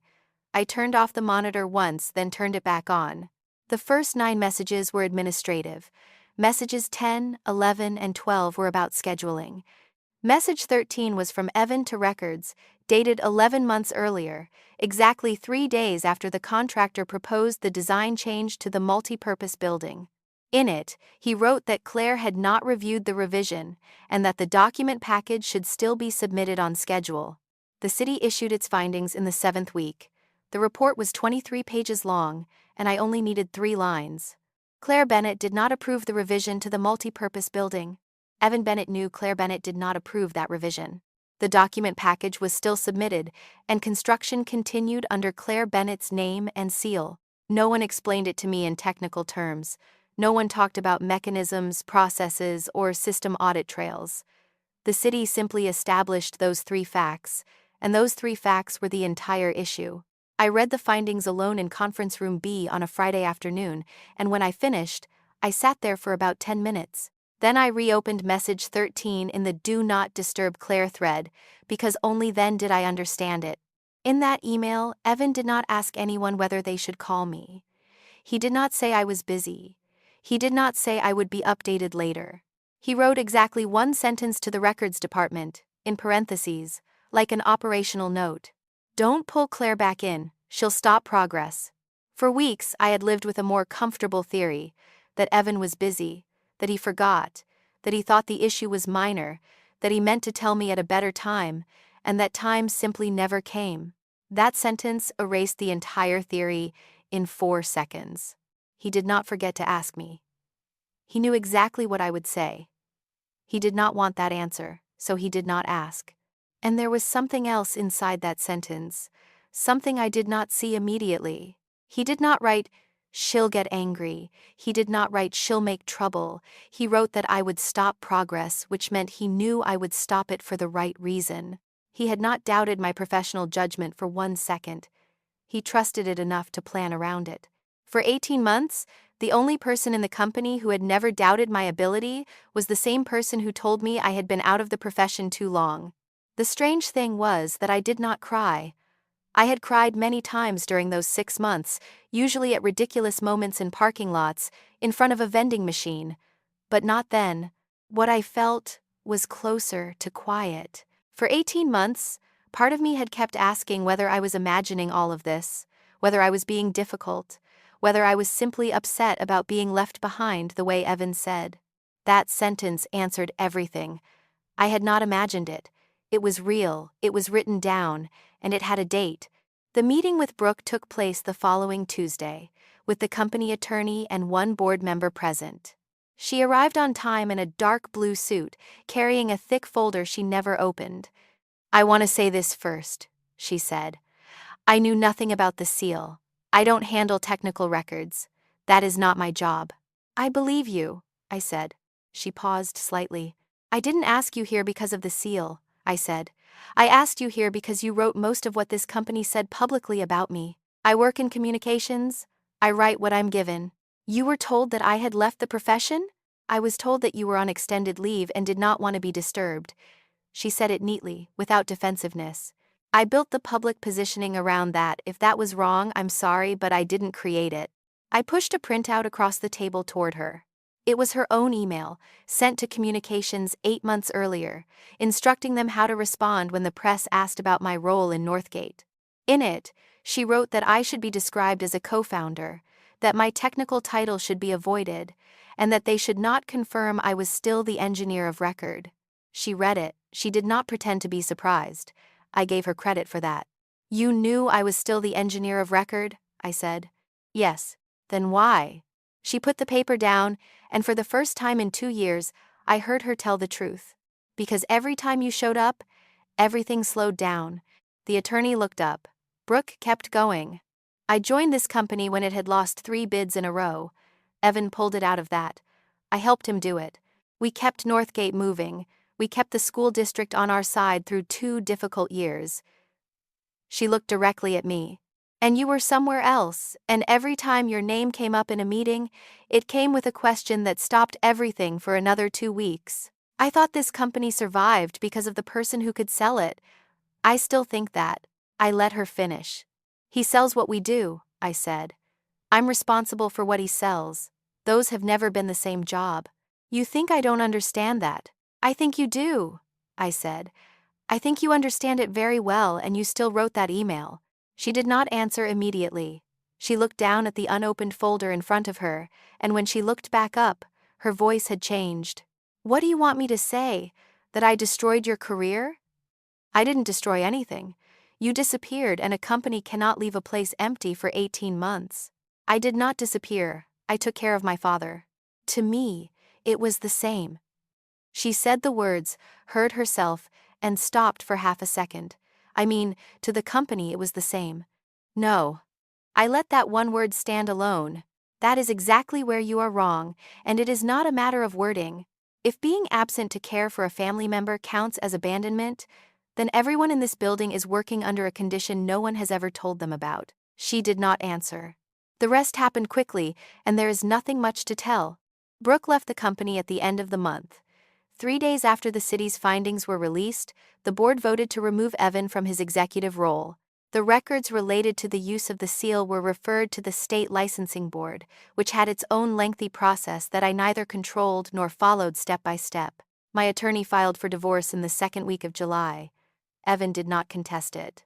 I will not spend more time on that part because it was not the hardest part, and because in truth it had ended long before. One night in a ballroom, there is one thing I have not told you. The day Evan cleared his things out of the office, I was at the site. He called me twice. I did not answer. He left a 19-second voicemail. I listened to it once in my car, and in those 19 seconds he did not apologize. He said I would discover that running this company was harder than I thought, and that he wished me luck. I deleted it. The board met again on July 17th to discuss the leadership structure. Alan chaired the meeting. He read through a list of issues that needed to be resolved. Then at the last item, he put down his pen. We agreed on this before the meeting, he said. We want you to take the CEO position, and we want you to be the sole public face of Bennett Structure Group. I asked the board for 2 weeks to give them an answer. During those 2 weeks, the company did what every company does after something like this. It hired people to manage the image problem. The presentation took place Thursday morning in the large conference room with 6 people from a downtown agency and a new projector. The first slide was a chart. The number of times the company had been mentioned in the press over 3 months, most of it negative. The second slide was a list of what they called storytelling assets. The third slide made the whole room go quiet. It was a mock-up of a trade magazine interview cover. One photograph filled almost the entire page. Me standing in the multi-purpose building in a hard hat, looking up at the roof framing, angled light coming through a wall opening where the glass had not yet been installed. They had taken it from a documentation photo made by the independent oversight firm. Above the photograph in white letters, the engineer who came back to save Northgate. Someone at the far end of the table said, "Wow," very softly. This is the direction we recommend, the agency lead said. The market has heard the bad story. The only way to replace it is with a better story, something more specific, with a person at the center. And right now, the public wants a Claire Bennett story. He said it as though it were good news. I looked at the photograph for a long time. I have to admit something, and I have thought about it many times since. For about 3 seconds, I liked it. After 18 months of being described in 3 lines at the bottom of a team page, seeing my face take up an entire magazine cover did not feel bad. That was exactly why I had to get rid of it. Take this slide out, I said. The agency lead looked at Alan before looking at me. I noticed that detail too. We can adjust the headline, he said. If the word save feels too strong, it isn't the word save. I stood and walked to the end of the table to look at the image more closely. The problem is that no one else is in this frame. That's intentional. I know. I turned back to the room. Let me ask everyone one question. What actually broke at this company? No one answered immediately. It wasn't a design change, I said. What broke was that we let one person make decisions over the technical work, and this entire building let him do it because he was the face of the company and because the story sounded cleaner, with only one name in it. We almost lost the company because one person thought the story needed a main character. I pointed at the screen. And now you're asking me to do the exact same thing, just with a different face. With all due respect, the agency lead said. The public cannot process a story with 14 people in it. Then don't tell it to the public. I sat down again. Tell it to the school district. Tell it to the city. Tell it to the people who will hire us over the next 5 years. They can process it. Revenue this quarter isn't coming from them. Revenue this quarter is coming from 3 contracts signed before any of this happened, I said. What comes next quarter is what we're talking about. Alan tapped his pen lightly against the table once. Let her finish. I'm finished. I pointed at the photograph one last time. If this gets printed, then 2 years from now, when someone in this company wants to stop a scope of work, they'll have to argue with a legend. I don't want anyone to have to do that. I already had to. The meeting continued for another 40 minutes. I will not tell you all of it. My answer to the board the following Monday morning came down to 3 things. First, I declined the CEO position. I returned to my old title, principal engineer, and I wanted it restored on the website that same day. The board would hire an outside CEO, someone who was not a founder, not an engineer, and not related to anyone in the company. You're giving authority to a stranger, one board member said. I'm separating 2 things that should never have been concentrated in the same person, I said. The person who sells and the person who signs. Second, 3 principles. Put in writing and applied to every project. 1. The technical lead for a scope of work has the authority to stop that scope, and the stop does not require prior approval from a superior. 2. No one may place an engineer's name or seal on a document unless that engineer has personally approved the final version. No exception for schedule. No exception because that person is on leave. 3. Every public project record must accurately identify the people who contributed to it, according to the work they actually performed. I know those 3 lines sound procedural. They are procedural, but each one corresponds to a place where the previous 18 months had passed without encountering any resistance at all. The third thing was the most controversial, and it took only 4 minutes. I asked for the company's historical record to be rewritten. Daniel Ruiz was to be identified as the person who discovered and reported the Northgate design change. The entire engineering team was to be listed by name, each person individually, not collapsed into our team. Marcus was to be named. And Evan Bennett was to be identified as co-founder and CEO for 11 years, the person who brought in the master services agreement in our 2nd year and most of the clients during the company's growth period. You're serious? Someone asked. Very. Claire, that man threw wine in your face in front of 200 people. Yes, I said. And he also really did save this company in its 2nd year. Both things happened. From a communication standpoint, it would be cleaner to remove him. Absolutely. I looked around the table. But we just lost 11 weeks and a very large amount of money because this company told a version of its history that was more convenient than the truth. I'm not going to begin my tenure by doing exactly the same thing in reverse. Correcting the record does not mean writing a new lie. No one objected again. That afternoon, I went down to the 4th floor. The administrative coordinator had taken the brass plaque out of storage, cleaned it, and was standing in front of conference room B, holding it along with a screwdriver. Claire, do you want this mounted here, or on the corner office? She asked. The corner office was Evan's old office. Here, I said. I took the screwdriver and drove in the 2 screws myself. The second one cross-threaded, so I had to remove it and start again. I stood there in the hallway, bent forward, my hand a little tired, and laughed to myself at the repetition of it all, one short laugh that probably sounded strange to anyone walking past. Saturday night, I went to my father's house for dinner. He had been walking without the cane inside the house for a few weeks, though he still kept it propped beside the door for anywhere else. He cut an onion on the cutting board himself, slowly, with his right hand, and would not let me help. I told him I had gone back to being principal engineer. Not the CEO? I turned it down. He nodded, scraped the onion into the pan, and asked nothing else about it. I think he was the only person in my life who could hear that sentence without needing me to explain it. He did not ask about Evan. He did not ask how the company was doing now, did not ask whether I was suing anyone, did not ask whether I would be compensated for anything. We ate dinner and talked about the noise his dishwasher made during the spin cycle. When it was time to clear the table, he put down the knife, wiped his hands, and asked me one question. When do I get to see your school? We went on a Saturday morning at the end of September, when no one was working at the site. I had gotten permission from the general contractor on Wednesday. I brought 2 hard hats, 2 safety vests, and a folding chair that I left in the trunk without telling my father I had brought it. He wore a collared shirt. He said nothing about it, but I knew he had chosen it the night before because the shirt still had the crease from where it had hung. He was quiet for most of the drive. When we turned onto Vine Street, he asked whether the site was muddy, then answered his own question by saying that in September, it probably was not.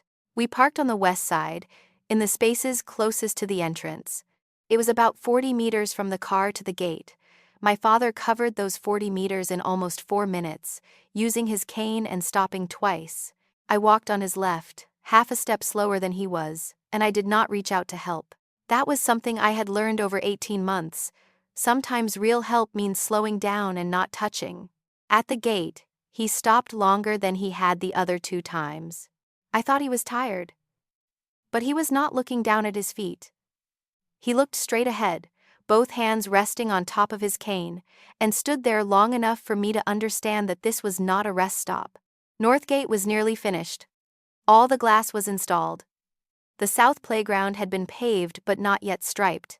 3 building blocks formed a U around a courtyard, and on the east side stood the multi-purpose building with the long span roof that was no longer in dispute. He looked at it for quite a while. How many students? 820 at full enrollment. He nodded. He did not say it was beautiful, did not say he was proud, did not say any of the things I had half expected him to say during the drive there. Which direction does that courtyard face? Southeast. Good. It gets morning sun. He raised his cane and pointed toward the row of doors on the north side. That area will freeze in January. Their topic's time in plain. There's heating under the steps, Dad. He lowered the cane, and I saw the right corner of his mouth lift. We went inside. The main hallway smelled of fresh paint and floor wax, the same smell I had first encountered at 9 years old in another school while walking behind this same man. He stopped at the first handrail. He gripped it and shook it twice. I had to turn my face away for a moment. Nothing, he said. Right. Good. We went to the multipurpose building. I opened the folding chair in the middle of the floor, and he sat without objecting, which told me he was more tired than he let on. He looked up at the roof framing. Is that the part you were worried about? Yes. He kept looking for a while. Morning light came through the tall south windows and fell in long bands across the concrete floor. Do you believe it's safe now? I had known he would ask that. I had driven 20 minutes with that question in my head, and I still let it arrive naturally because it deserved to. I thought about 11 weeks, about the 3 solutions I had rejected, about the mornings spent measuring, Daniel's numbers, the independent oversight firm I had not been allowed to select, and the signature I had placed 3 times with a steady hand. Now I do, I said.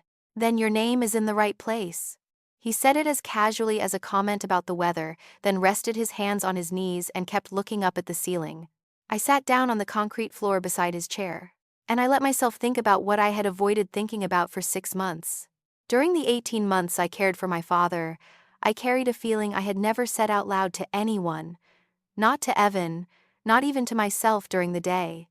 The feeling that I was making a trade, that every therapy session I drove him to was a meeting I did not attend, that somewhere there was a scale, and I was placing my career on one side with my own hands so I could lift my family on the other. I had believed in that scale. That was where I had been wrong. Caring for my father had not taken anything away from me. It had only created an empty space, and someone stepped into that space and decided that empty meant abandoned. Those two things had nothing to do with each other. It took me a year and a half to separate them. Dad, I said. Yeah. At the hospital, you said you had made me lose my job. He did not turn his head. He kept looking at the roof framing. I remember. You didn't take anything from me. My voice sounded normal, and that surprised me. I said that then because I thought I was comforting you. I didn't understand it until this week. My father did not answer immediately. I knew, he finally said. You knew? I knew I didn't take anything. He shrugged, the one-sided shrug he had developed after the stroke. I just wasn't sure you knew. I sat on the concrete floor and looked in the same direction he was looking. Why didn't you tell me? I did. You couldn't hear it. He braced a hand to shift in the chair. People can only hear that sentence once they've reached the place where they can hear it themselves. Before that, it's just Dad saying something to make you feel less guilty. We stayed there for about 40 minutes. He asked about the roof drainage system, where snow would be cleared in winter, whether the east emergency exit could jam in cold weather. I answered everything. There were 2 questions where I had to say I would check, and I entered them into my phone right there. On the way home, he dozed off for 15 minutes. The following Tuesday, my attorney called. Evan wants to meet with you privately, he said. No lawyers, he says it isn't about property. What does he say it's about? He didn't say. I stood at the window of conference room B and looked down at the parking lot. 6 months earlier, I had imagined that meeting many times. I already had 3 or 4 sentences prepared. Some of them I had written on paper and then torn up. In every version I imagined, I won. I said one thing and he had no answer. I think that was the sign. Looking back, if you still need to win a conversation, that conversation still has power over you. No, I said. You don't want to hear what he has to say? I don't need to. I looked at the empty parking lot. If he apologizes, I'm not any more right. If he doesn't, I'm not any more wrong. I ended the call and went back to my desk. That was the entirety of my last conversation about Evan Bennett. It lasted 40 seconds, and I do not remember what I felt during those 40 seconds, which I think was already the answer. Friday afternoon, the school district sent the official notice about the opening schedule. Northgate Elementary School would open to students on January 11, 4 months later than originally planned. I would like to say everything improved quickly after that. It did not. The new CEO started in October. Her name was Renata Vogel. She came from a firm in Phoenix, and during her first week she spent 3 days simply sitting in technical meetings without speaking. 2 clients left that quarter. One told us exactly why. They did not want their name associated with a company that had a matter before the state licensing board. The other said nothing at all and simply did not renew. The Northgate costs remained on our books. We postponed year-end bonuses. The independent oversight firm still came to the site once a week and still sent its reports to the school district before sending them to us, and that was a condition I had agreed to, so I had nothing to complain about. This profession does not have beautiful endings. It only has ordinary weeks that follow one another, if you are lucky. The real test came on a Thursday afternoon in the middle of November, on a different project. A distribution center north of the city. Not a school, nothing emotionally charged, just a large warehouse with a steel framing system and a client paying for every day of delay. There were 6 people in the meeting. I sat at the end of the table because I was not responsible for that project. The contractor proposed a change to the connection detail at the loading door area so they could meet the steel delivery schedule the following week. Our project manager had looked it over and thought it was fine. The client was waiting on the line. The engineer responsible for that scope was a young woman named Erin, who had been with the company for 14 months. Erin, the project manager said, "Can you sign it? They need it before 5. She looked down at the drawing on the table. Then she looked up, and she looked at me. I knew that look. I had worn it at 29, in another conference room, when I needed an older person in the room to say for me what I had not yet dared to say myself. And I said nothing. Those were the hardest 4 seconds of that entire year for me. Everything in me wanted to speak. I knew exactly what question to ask. I could have ended her uncertainty with 1 sentence, and I would have looked very good doing it. But if I spoke for her that day, then the next time I was not in the room she would sign. I held her gaze and did not nod, did not shake my head, did not do anything. Erin looked back down at the drawing. "I'm not ready to sign this yet," she said. The room went quiet.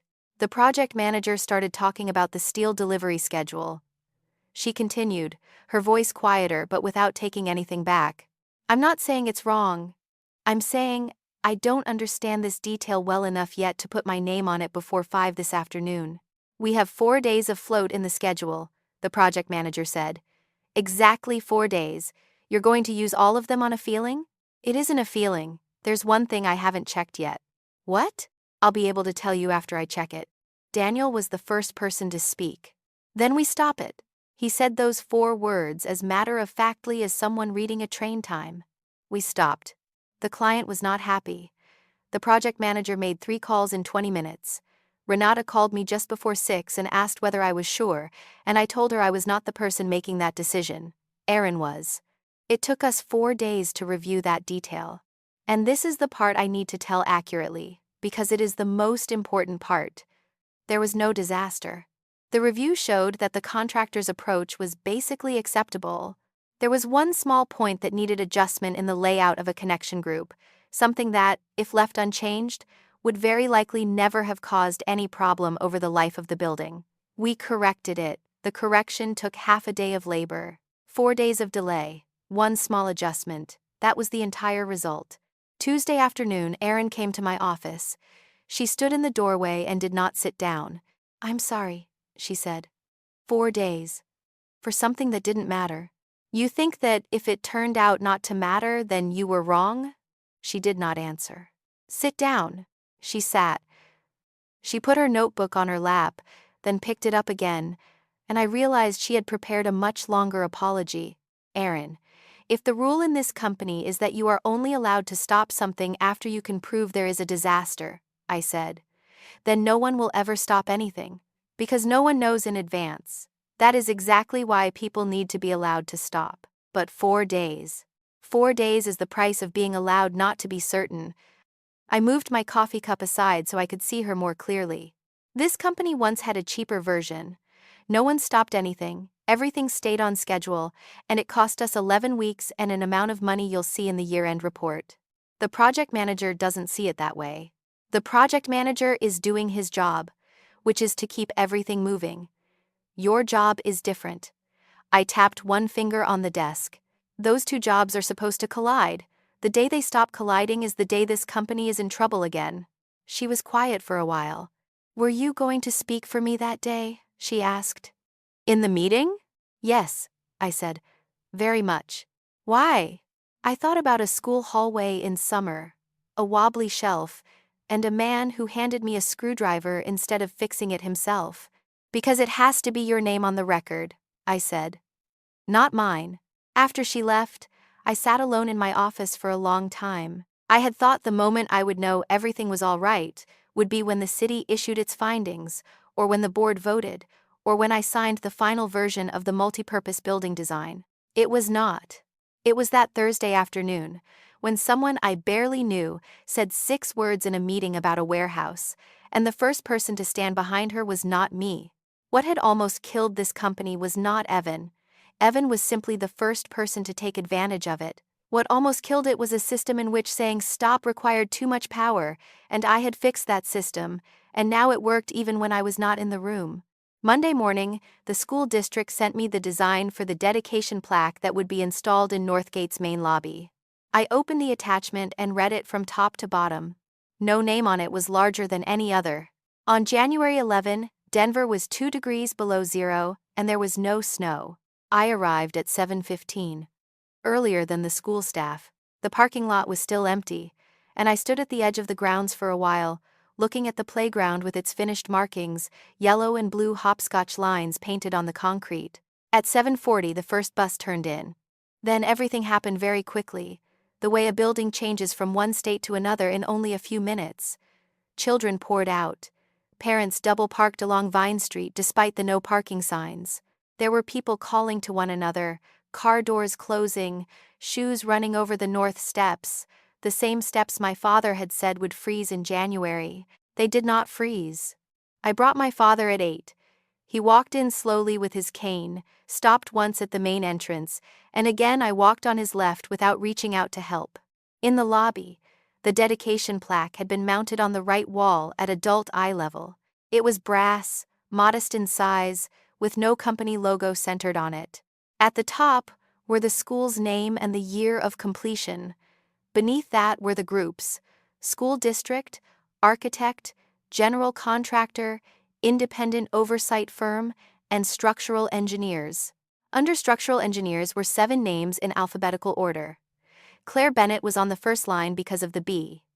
Daniel Ruiz was on the 6th line. Marcus was on the 4th. Same font size. Same line spacing. No one was bolded.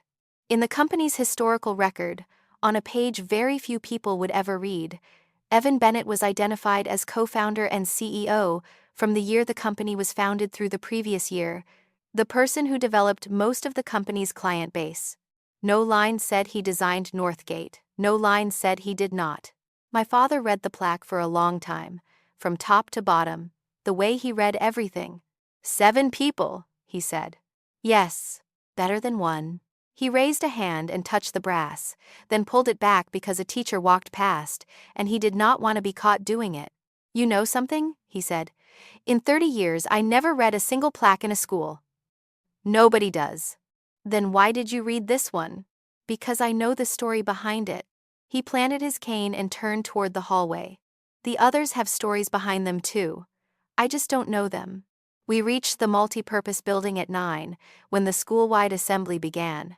I stood at the north entrance, where I had stood that April morning when Daniel told me he could not yet say the structure was safe. Children sat cross-legged on the floor by class, coats piled along the walls.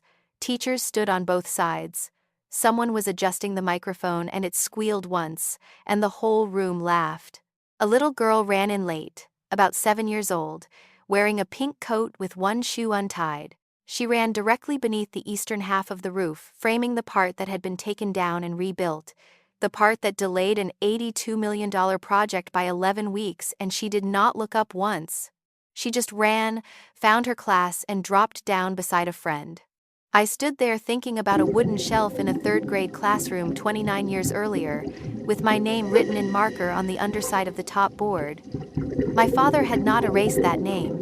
He made me stay 2 more hours and fix the shelf before he let any child touch it. That was my entire job. It had never been anything else.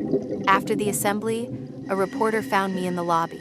She was from the local newspaper, there to write about opening day, and she had read everything about the case. Miss Bennett, may I ask you a question? Yes. Did the city finding your name on the drawings save your career? Behind her, through the glass doors, students were still coming in from the rear courtyard. My name on the drawings only told the city who to ask, I said.